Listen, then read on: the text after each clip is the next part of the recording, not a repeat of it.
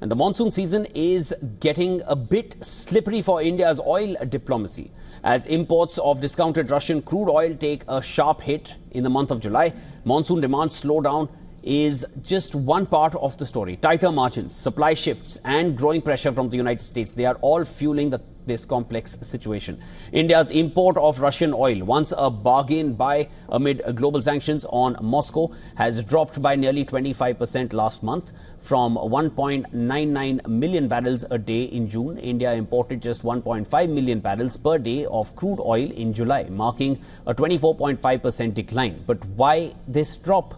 First is the seasonal monsoon factor. Fuel demand typically dips this time of the year. And second, refiners say that the discounts on Russian oil are shrinking. State refiners have responded by cutting back on Urals purchases and turning to suppliers in West Asia and the United States.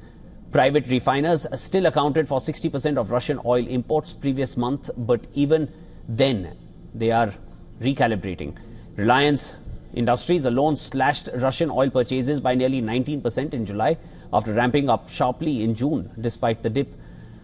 Russia remained India's top oil supplier despite that dip, followed by Iraq and Saudi Arabia. Russian crude oil made up 34% of India's total oil basket in the month of July.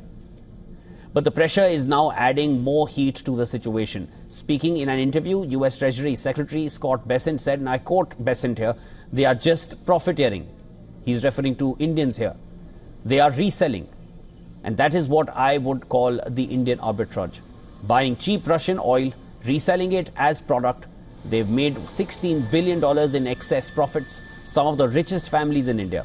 And Bessent also said that Russian oil now makes up 42% of India's total crude purchases, which is up from just under 1% before the Russia-Ukraine war began in 2022.